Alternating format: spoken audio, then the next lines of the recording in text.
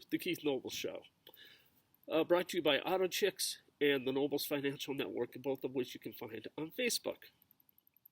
So I'm going to start this out with a paraphrasing Thomas Sowell, who said, what you decide isn't what's important.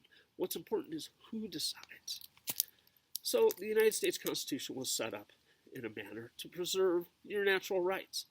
And it was set up in a manner that you would decide for you. We have a great number of people in this country who apparently don't want to decide for themselves. They want somebody else to decide. Now, sometimes they'll argue the majority should decide, and as we discussed in yesterday's episode, that's absurd to think if you have a majority of votes, you have somehow conferred on yourself moral authority to decide for other people's lives. You have not. It's also true in the case of progressives, Marxists, socialists, inevitably, even if they're in the minority, they will declare they have moral authority to decide for you. Let me give you a little story out of history about Lenin and the Russian Revolution. So most of you probably know Lenin stormed the Winter Palace, the Bolsheviks seized power. You probably don't know Kerensky, who was removed from power when Lenin seized power, had already scheduled an election for Russia about 2 weeks after Lenin and the Bolsheviks seized the Winter Palace and seized power. Lenin thought it was a brilliant idea to let this election go forward because Lenin thought the election would validate the Bolsheviks' hold on power. Well, that election did not go well for the Bolsheviks. They got trounced. Did Lenin give up power because he got trounced in an election? No, of course not. That was when Lenin declared the dictatorship of the proletariat. So he only declared the dictatorship of the proletariat after he lost an election. It's important to understand here what we're talking about. In the grand scheme of things, all the politics, all the culture, all the media, everything is really simple. Who will decide for you? That's all this comes down to. I am on the side of you deciding for you. You get to decide what you want to do. You get to exercise your natural rights, and because you were created equal, you have equal rights as everyone else. You have a right to speech, you have a right to believe as you want, you have a right to do as you want, as long as you aren't hurting other people and stealing other things. I mean, those are the boundaries on that.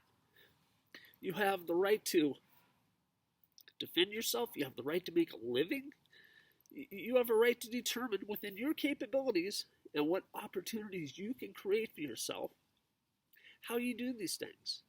Now, a lot of people say, well, this is wrong. We should all do things together. Well, no, it's not wrong. And we should all do things together. There should be an immense amount of cooperation to do all these things. But the cooperation needs to be voluntary, not coerced, not forced, not compelled.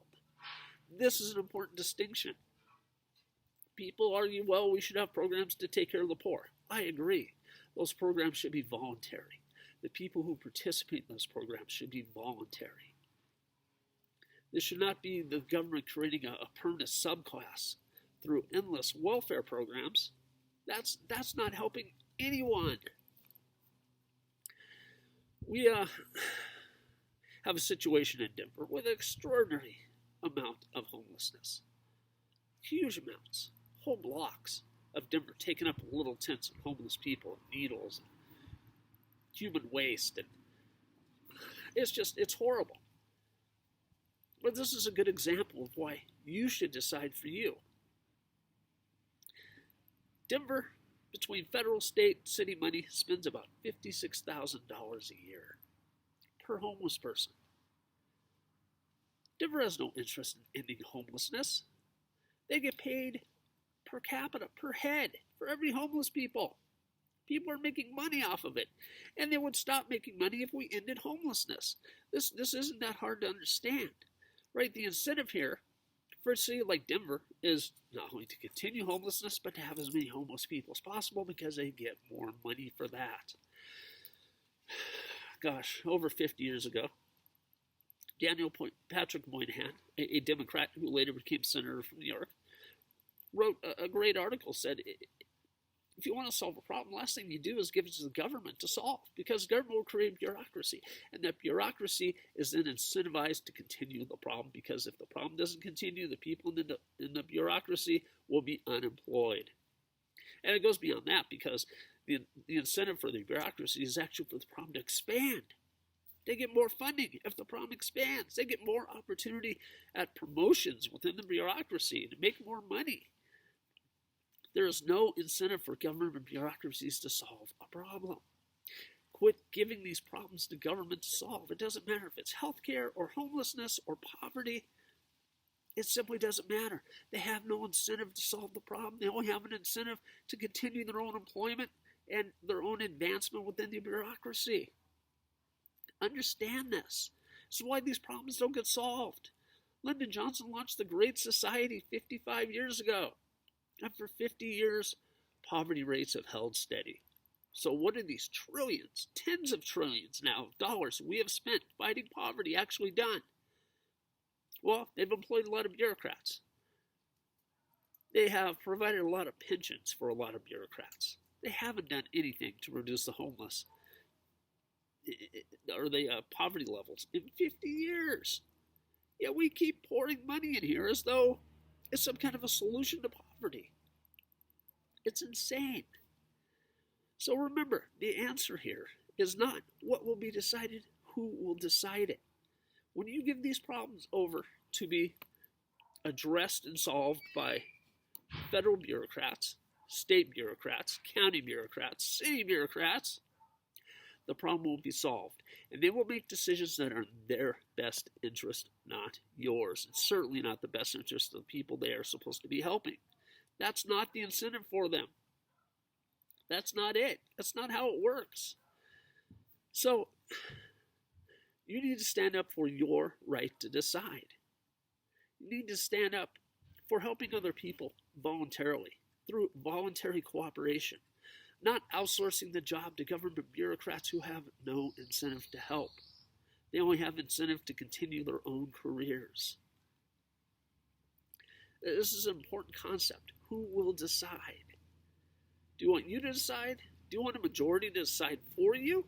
Or do you want a minority, some elite progressive minority, to make all the decisions about your life? This is what it really comes down to. Who will decide for you? The Constitution stands up for you deciding for you that all men are created equal with the same natural rights. This is why we defend the Constitution. It's not some archaic document from some time gone by. No, it is a timeless principle that answers the question, who will decide? And the answer the Constitution provides is you will decide, not a bureaucrat, not the majority, not some elite minority who thinks they know what is best for everyone, but you. It's important you grasp that. It's important you defend that. It's important you understand how important that is. Because when that goes away, it's gone away to a large degree. When that goes away entirely, we will be nothing more than another banana republic, where who you know matters more than what you know or what you do, where your ability to lift yourself to whatever station in life you want, to live whatever life you want, is gone. Progressives promise equality, but the equality progressives promise is the equality of conformity, the equality of everyone being the same, doing the same, living the same. That's not the life I want to lead. That's not the life I do lead. It's not the life I will lead. So join us here in defending the Constitution, because the Constitution defends your ability and your rights to do as you wish with your life. Don't hurt anybody. Don't steal anything. It's all good. So thank you for tuning in. Please subscribe to the channel. Invite your friends. Like the video. Comment on the video. It's all appreciated. And this is brought to you by Auto Chicks and the Nobles Financial Network. Thank you.